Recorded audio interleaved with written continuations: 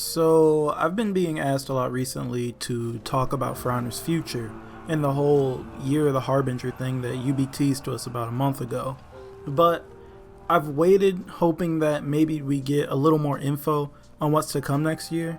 I do think that Season 9 is really important for Honor, and UB needs to do something to either get players' attention or keep them invested in the game. I feel that For Honor has a really tough time keeping players interested in the game. We've seen on multiple occasions Ubisoft literally just giving the game away, just handing it out and telling people, just enjoy the game, play it, and then people just leave anyways, despite literally owning the full game. It's not a demo or anything. These people own the game and they still won't play, and I think it's for a few reasons. Obviously, this game isn't for everyone. Everyone isn't interested in being torched by some barefoot Viking or longsword wielding knight. Everyone also doesn't want to take the time to learn and play the game, and of course some people just don't like the game. There's no one reason why people leave or stop playing For Honor, but I do know that For Honor isn't entirely doomed as it may seem. I think as long as Ubisoft continues to release new content, executions, emotes, effects, and obviously maps, heroes, and modes, then people will always play this game. It is, after all, one of those games as a service type of things. Anyways, I think in 2019, the game will continue to change and stray further away from what it was. By the end of the year, it'll be a much faster experience without a doubt, and this will turn players off depending on the way UB goes about it. If you just start cramming 400 millisecond attacks and unreactable bashes into everyone's kit, then this game will just get really old really fast. But if they come up with something creative, a few interesting ways to make offense less reactable, then I'm all for it. I know for a fact that we will see more reworks throughout the year, starting off obviously with Shigoki for Season 9, and then it's up in the air after that. I don't think that we'll ever see a Season 5 style rework fest ever again. I personally think we're only going to see one rework per season, since the game is getting better in terms of having more heroes that can actually fight. That's not me saying that there aren't heroes who need work, because we all know there are. I know after Shigoki the most requested hero to be worked on is Lawbringer, but I have no idea when UB will ever get to that. Other than reworks, I think we are going to see more heroes, and I've said that before, but to be more specific, I think we're going to see more heavy heroes, not these hybrids or assassins, but rather real tanky heavies. From the image, I'm assuming we'll see a hero with some sort of hammer, which has been heavily requested since the game released, and it'll be really interesting to see how UB goes about implementing a hero with a hammer. They've been talking about how their number one focus is creating less reactable offense, and I'd assume a hero with a huge hammer or maul wouldn't be moving around too fast. Actually, now that I say that, I hope that none of the larger heroes in this game start dancing around while swinging these massive weapons. I'm fine with a fast, soft feint, but I don't want to see 400 millisecond chain lights from Shigoki. I'd prefer them to have really powerful attacks. I was thinking something that would eventually break your guard for blocking too much. I think that since we've had the game for so long, it's time for UB to start messing around with the art of battle. They've got such a unique system here, the first of its kind, and seeing something new would be nice. Nusha's traps, for example, although some people don't like them, they do a great job at switching it up. The traps just have a few problems and don't work the way they're supposed to.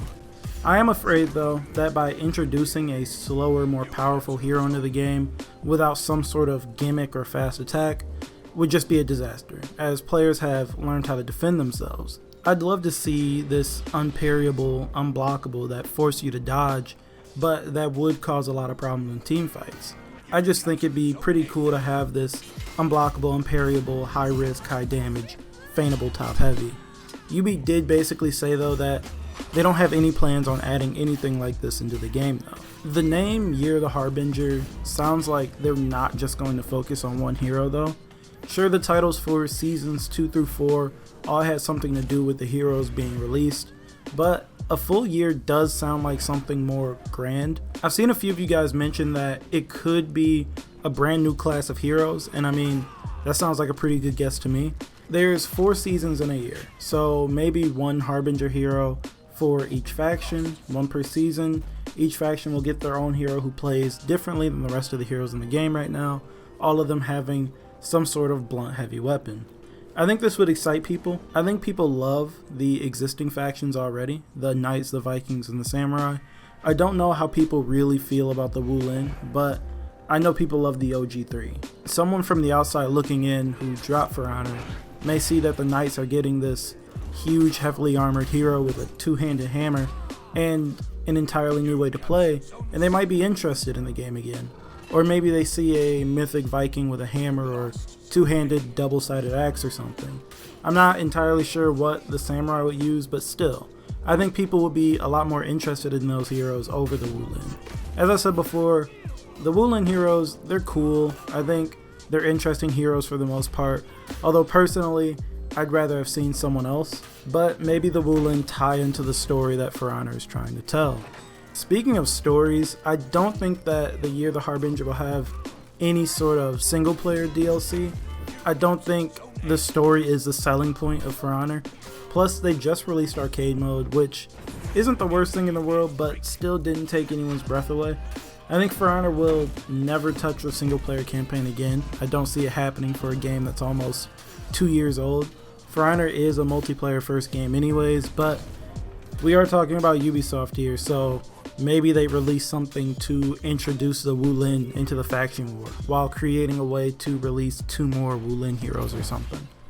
I personally really hope that's not the case though. I'm also not sure if we'll see any new game modes either, and if we do, it definitely won't be anything huge like Breach, but they could release something smaller and interesting, the way they surprised us with Dance of Death and Infernal Dominion, like the long-awaited free-for-all, or if possible, a small map 3v3 elimination. Now, I'll be the first to say I was surprised that they announced Year of the Harbinger so soon. I was sure that we'd hear nothing about the future until well into Season 8, and I'm curious as to what they'll charge us. I mean, to their credit, Ubisoft has been pretty generous when it comes to their post-release content, making almost all of it entirely attainable without spending a dime if you can wait, 2 weeks. The only thing locked behind a paywall is the arcade mode, and trust me, that's not hurting anyone at all. Will UB give us another season pass for the next year, or will they just release the heroes with a steal price or something? I don't see them doing a season pass again because I don't see them tackling Reworks while giving us the same amount of content they did in the first season pass, unless they knock the price down to like 20 or 30 bucks. I don't know if I'd be happy buying a season pass for 30 bucks if we only got 1 hero a season. In the year 1 season pass, you got 2 new heroes per season, so 6 heroes. And if they can't match that, then I'm not sure if I want to buy a season pass. As for the lifespan of the game, I honestly have no idea, if I'm going to be honest with you.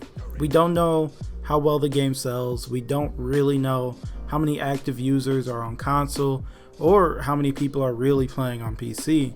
All we've got is Steam numbers and sometimes the in-game leaderboards for events. We don't know how many people buy Steel or how many people bought Marching Fire.